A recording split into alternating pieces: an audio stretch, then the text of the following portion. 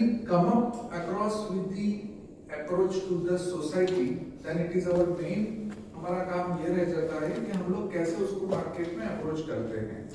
तो जिसमें physiotherapist, specialised spine के doctors with the senior expertise team of orthopedic surgeon and neurosurgeons within the hospitals, how they going to address the spine problems of the society by awareness, medically managed, surgically managed, and sustainable management of the spine problem.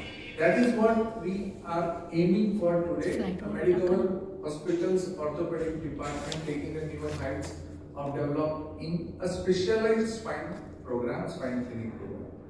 I'll request further doctors will address more clinical aspects what I understood about the spine clinic program. Thank you. Why spine clinic or any other clinic has to be done? जैसे center head बोलले जाता कि why we are planning to launch a spine clinic. तो spine हे आतापर्यंत treat होतच होते and we were doing even advanced spine care आणि हे सगळे जे advanced spine चे सर्जरीज आहेत हे आपण इथे करतोच आहे, वर्ष करतोय, चालूच आहे. वेगळं स्पाइन क्लिनिक करून काय फायदा आहे? तो idea is holistic approach. Idea is a complete throughout approach. स्पाईनमध्ये फक्त स्पाइन सर्जन किंवा न्यूरोफिजिशियन, न्यूरोसर्जन ह्याचे वेगवेगळे जे आहेत असं चालत नाही. We have to have a complete throughout approach. त्याच्यामध्ये ऑर्थोपेडिक सर्जन किंवा स्पाइन सर्जन हे इन्व्हॉल्ड असतात, फिजिओथेरपिस्ट हे इन्व्हॉल्ड असतात, रिहॅबिलिटेशनसाठी, पोस्ट ऑपरेटिव्ह केअरसाठी जे टीम आहे ते इन्व्हॉल्ड असते. प्लस त्याचबरोबर न्यूरोसर्जन, न्यूरोफिजिशियन हेही इन्व्हॉल्ड असतात. काही याच्यामध्ये कन्झर्वेटिव्हली नर्ववरती असेल तर न्यूरोफिजिशियनची इन्व्हॉल्वमेंट होते. वेनेवर आणि स्पाइन सर्जन म्हणजे प्रत्येक वेळेला स्पाइन सर्जरी हीच गोष्ट म्हणजे त्याच्यामध्ये प्रिव्हेन्शन हा एक पार्ट येतोच. तर स्पाइन क्लिनिक चालू करण्याच्या मध्ये उद्देश हा आहे की लोकांपर्यंत हे कळावं की spine is not only surgical it is complete throughout care where we can prevent basic pain management protocols, म्हणजे ज्याच्यामध्ये ऑपरेशन न करता बॅक पेन हे कसं मॅनेज करावं आणि ते कसं प्रिव्हेंट करावं. इवन यंगर पेशंट आजकाल नवीन आता अर्लियर तर 20 वर्षापूर्वीची गोष्ट करायचं माझ्याकडे रेग्युलरली येणारे patients were of the age of 40-45, whereas nowadays if I look at people that are coming to me at the age of 20, 25, 30 also they are starting to having neck pain and back pain because of laptop म्हणा.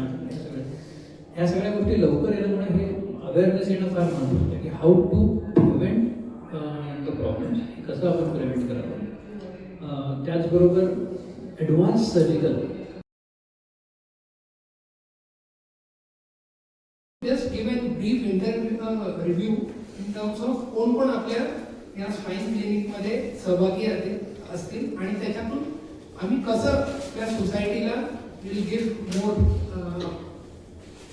Support. So पहिले तर असणार आहे, मी पहिला नाही आहे, पहिला असणार आहे आमचे फिजिओथेरपिस्ट. बिकॉज 95% ऑफ द जे पेशंट्स आहेत they can get manage only physiotherapy and with exercises with some medications of course from our side. Second असणार आहे स्पाइन सर्जन जसं की मी.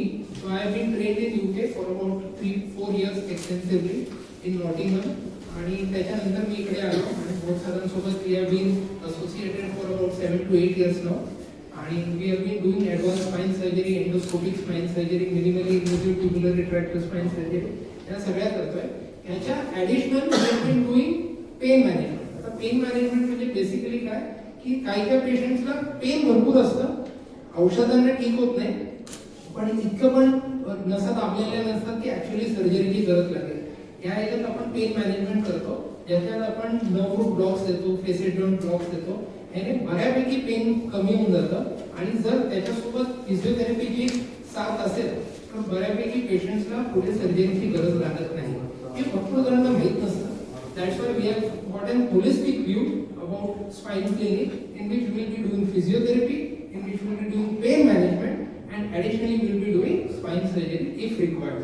आता त्याच्यात स्पाइन सर्जरी, त्याच्यात एक स्पाइन सर्जन आणि न्यूरोसर्जन्सचा सहभाग येतो. जिकडे काही गाठ असेल जी स्पायनल कॉर्डच्या आतमध्ये असेल तिकडे आपल्याला न्यूरोसर्जनची गरज लागते.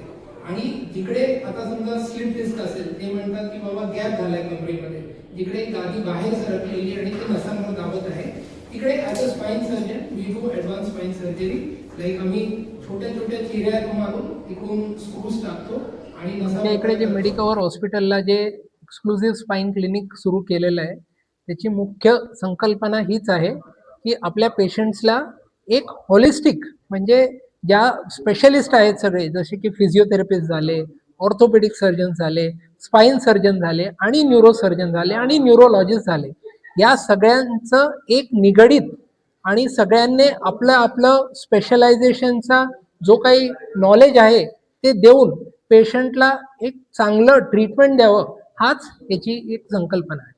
सर, लक्षणं काय असतील आणि कशी ह्याबद्दलचं उपचार घेतले जातील आणि काय सुविधा आपल्या? तर आता मोस्ट कॉमन आपल्या इकडे जे स्पाईनचे जे प्रॉब्लेम्स येतात त्याच्यात मानेत दुखणं आणि कमरेत दुखणं आणि मानेतून आणि कमरेतून हातात ते दुखणं जाणं, ह्या सगळ्या जे असतात ज्याच्यात डिस्क बाहेर येते आणि नसांवर दाबते, हे मोस्ट कॉमन असतात. ह्याच्या व्यतिरिक्त लहान मुलांमध्ये स्कोलिओसिस असणं आणि वयोवृद्धांमध्ये ऑस्टिओपोरोसिसमुळे फ्रॅक्चर होणं किंवा त्यांच्यामध्ये ज्या नसा आहेत त्या दाबून त्यांच्यात लंबर कॅनल स्टिनोसिस होणं, या सगळ्या गोष्टी ज्या आहेत ह्याचा आपण तिकडे ट्रीटमेंट करणार आहोत. यापूर्वी जी बॅकबोनची आपल्याकडे उपचार पद्धत होती त्याच्यात आधुनिक टीमवर्कच्या माध्यमातून कशा प्रकारचा बदल आपल्याला आहे? आता ट्रीटमेंटमध्ये खूप ॲडव्हान्स ट्रीटमेंट आलेले आहेत. जसं की मी पहिले सांगितलं की आपण जे अगोदर मोठे इन्सिजन द्यायचो कमरेवर आणि त्याने जे सर्जरी करायचो ज्याच्यात आपल्या पेशंट्सला अराउंड महिन्यानुमहिने बसून झोपून राहावं लागायचं बेडवर, आता ते न करता आता आपण मिनिमली इन्व्हेसिव्ह स्पाईन सर्जरी करतो ज्याच्यात आपण छोटे छोटे चिरे मारतो आणि एक्सरे आणि दुर्बिणीच्या सहारे आपण त्या नसा आहेत त्या मोकळ्या करतो आणि तिकडे स्क्रू टाकून ते फिक्स करतो, ज्याच्यामुळे आपण पुढच्या दिवशीच पेशंटला मोबिलाइज करू शकतो, चालवू शकतो आणि ते एका आठवड्यात किंवा 1.5 आठवड्यात आपल्या कामाला रुजू होऊ शकतात. सर, मणक्यांच्या आजारापासून काळजी घेण्यासाठी काय केलं पाहिजे? जसं मी पहिले सांगितलं, मणकाच्या आजारातून पहिले तर न होण्यासाठी द मेन थिंग इज की एक्सरसाइज करणं खूप खूप खूप गरजेचं आहे.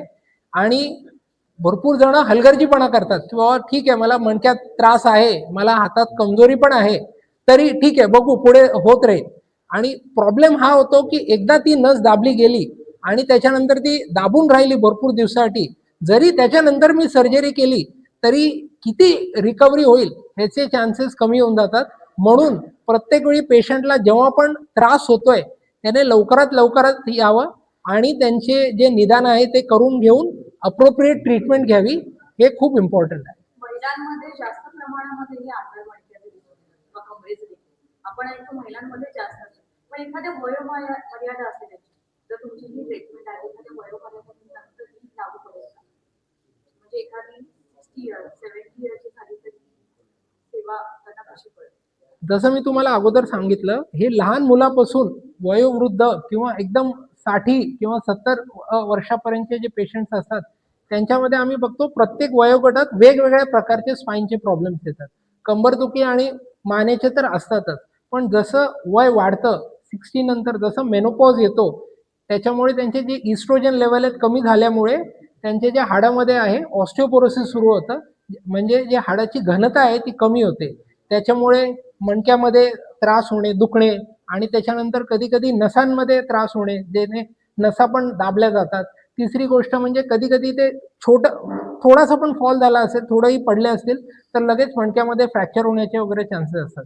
तर ह्या सगळ्या गोष्टींसाठी ट्रीटमेंट करणं, कॅल्शियम, मल्टीव्हिटॅमिन चे औषधं देणं आणि ॲडिशनली फिजिओथेरपी करून घेणं हे नितांत गरजेचं आहे. आणि ज्या पेशंट्सला खरंच सर्जरीची गरज आहे त्यांना सर्जरी करून लवकरात लवकर आपल्या घरी आणि आपल्या दैनंदिन दिवसात रुजू करणं हे गरजेचं आहे. सर, इथे कसं असेल मेडिकलमध्ये जेव्हा हे स्पाईनसाठी लोक येतील तर त्याचा खर्च कसा असेल आणि इन्शुरन्स वगैरे ह्याच्यामध्ये आहे? इन्शुरन्स सगळे आपल्याकडे इन्शुरन्स आहेत. दुसरी गोष्ट आपल्याकडे CGHS, ECHS चे पण जे पेशंट्स आहेत ते येतात आणि आपल्याला कमीत कमी दरामध्ये सर्वात चांगली जितकी ट्रीटमेंट करता येईल ह्याच्यासाठी आम्ही इकडे कमिटेड आहोत. आणि नक्की हा जो 7-8 वर्षाचा आमचा एक्सपिरियन्स आहे स्पाईन सर्जरीचा आणि त्याच्यानंतर डॉक्टर भोर यांचा 30 वर्षाचा जो एक्सपिरियन्स आहे हा नक्की ह्याच्यात भरपूर बेनिफिशियल राहील आणि will be able to give the best of the treatment in Navi Mumbai at Medicover hospital for spine related problems. Special and exclusive spine clinic programme शुरू कर रही है. मेडिकवर हॉस्पिटल्स का ये उद्देश्य है कि as a corporate social responsibilities हमारा काम है कम्युनिटीज में अवेयरनेस करना. ये स्पाइन क्लिनिक प्रोग्राम का एक मुख्य उद्देश्य रहेगा जिसमें हम लोग कॉर्पोरेट एम्प्लॉइज, कम्युनिटीज एंड सब लोगों के साथ में हमारे कंसल्टेंट्स की टीम, जो डेडिकेटेड स्पाइन सर्जन, हमारे ऑर्थोपेडिक सर्जन की टीम वहाँ पे जाएंगे एंड उनको ये स्पाइन क्लिनिक के माध्यम में ऑफिस एर्गोनॉमिक्स कैसे उनकी दिनचर्या होनी चाहिए, वो अवेयरनेस माध्यम से स्पाइन के प्रॉब्लम्स कम हो या उनके प्रॉब्लम्स आगे चल के ना हो, उस उद्देश्य से सारे Navi Mumbai end Panvel districts end other areas में जाके ये प्रोग्राम करने वाले हैं. उसके तहत छोटे छोटे एरियाज में हमारे ऑर्थोपेडिक सर्जन्स की team under the spine clinic programme OPDs करेंगे, जो गांव में भी लोगों को जहाँ पे स्पाइन क्लिनिक का प्रॉब्लम्स की वजह से वो लोग सर्जरी करने के लिए आगे नहीं आते हैं और काफी जगह पे डर होता है, हमारे डॉक्टर्स खुद वहाँ पे जाके वो ये प्रोग्राम के तहत अवेयरनेस करने वाले हैं. सो मेडिकवर हॉस्पिटल्स का ये उद्देश्य है कि ये से एक्सक्लूसिव क्लिनिक ओपन करके एक स्पेशलाइज्ड ट्रीटमेंट अप्रोच देना लोगों को. थँक्यू. आजची उद्योगनगरी न्यूजला सबस्क्राईब, बेल आयकॉनला प्रेस करा, लाईक, कमेंट आणि शेअर करा.